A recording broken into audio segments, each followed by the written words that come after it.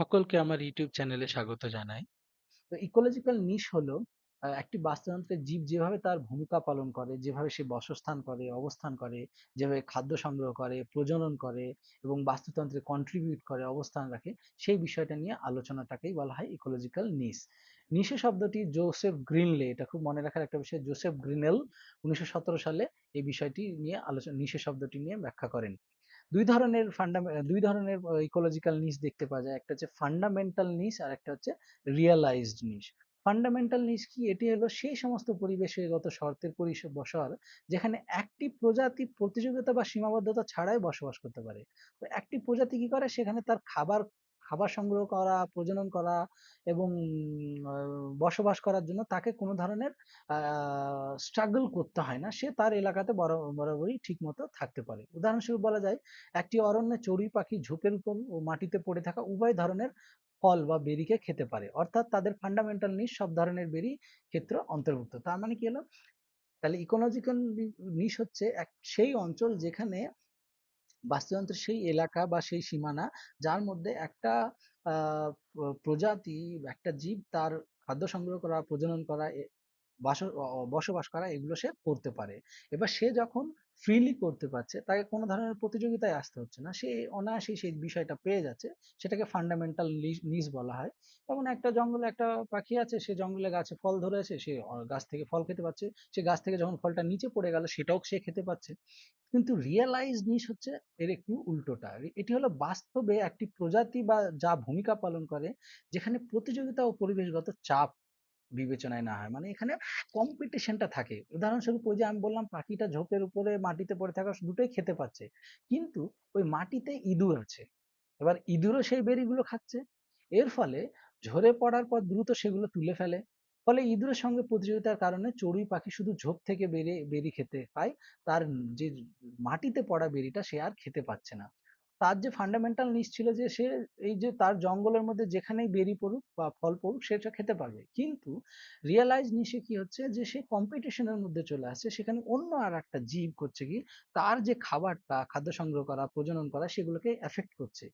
তো পাখিটা যখন গাছে গাছের যে এলাকাটা তার ফান্ডামেন্টাল নিশের মধ্যে থেকে গেল, কিন্তু মাটিটা তার কিন্তু আর ফান্ডামেন্টাল নিশ থাকলো না, কি হলো? রিয়েলাইজ নিশ হলো। সে মাটিতে খেতেও পারে, মাটিতে বেরি পড়ে থাকলে সেটা খেতে পারবে, কিন্তু কি হচ্ছে, সে মাটিটা নাও খেতে পারে, কারণ সেখানে ইঁদুর আছে, সেই ইঁদুরটাও সে বেরিটাকে খেতে পারবে। তো ওখানে একটা কম্পিটিশনের মধ্যে চলে এলো। তো ইকোলজিক্যাল নিশের মূল দিকগুলো হচ্ছে কি? আবাসস্থল, কোন আবাসস্থলে সে বাস করছে, জীবটি কোন স্থানে বাস করে, জলে না স্থলে না স্যাঁতসেঁতে এলাকায়, এটা। আরেকটা হচ্ছে ট্রফিক্যাল রোল, সে ট্রফিকে মানে খাদ্যের যে এনার্জি ফ্লো, তাতে কোন রোলটা করছে, সে উৎপাদক না খাদক না পচনকারী।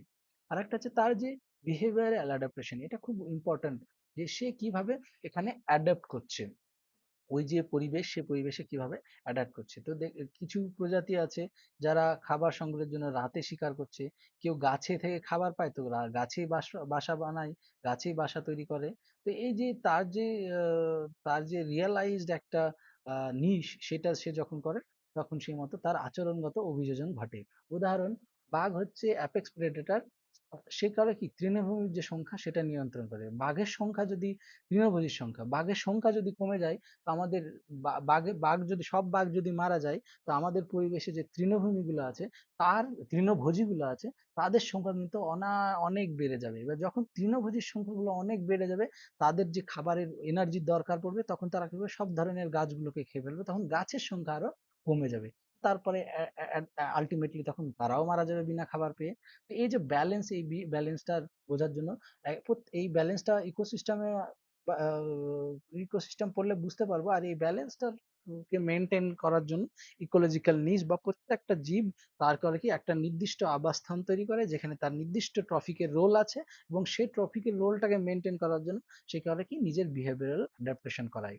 যেমন তেমনি মৌমাছি কি করে, এরা পরাগায়নকারী হয়, উদ্ভিদের প্রজননে গুরুত্বপূর্ণ ভূমিকা করে। এবার মৌমাছির সংখ্যা যদি কমে যায়, তো কিছু কিছু উদ্ভিদ আছে যাদের প্রজনন হবে না, ফুল হবে না। তেমনি ম্যানগ্রোভ করে কি, উপকূলের ক্ষয় রোধ করে, মাছের ডিম ফোটানোর স্থান দেয়। তো এই যে প্রত্যেকটা ভৌগোলিক পরিবেশ বিভিন্ন ধরনের জীবের জন্য ইকোলজিক্যাল নিস প্রোভাইড করে।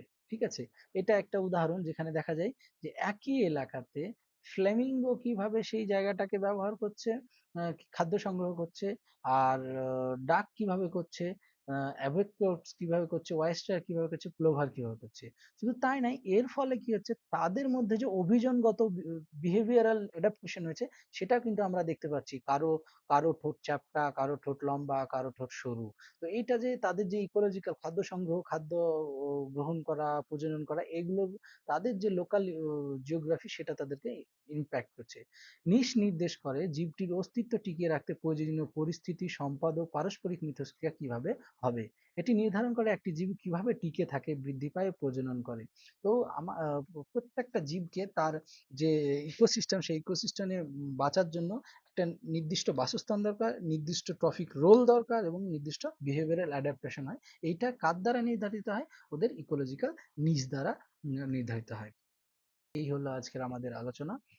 এই নিয়ে যে এমসিকিউ কোয়েশ্চেন অ্যানালিসিস আছে, সেটা আমরা পরের ভিডিওতে আলোচনা করব। আর আমি ডেসক্রিপশনে আমার ওয়েবসাইটের লিংক দেবো, যেখানে আমি অনেকগুলো এমসিকিউ দিয়েছি, যেখানে আপনারা নিজেরাও প্র্যাকটিস করতে পারেন। ধন্যবাদ।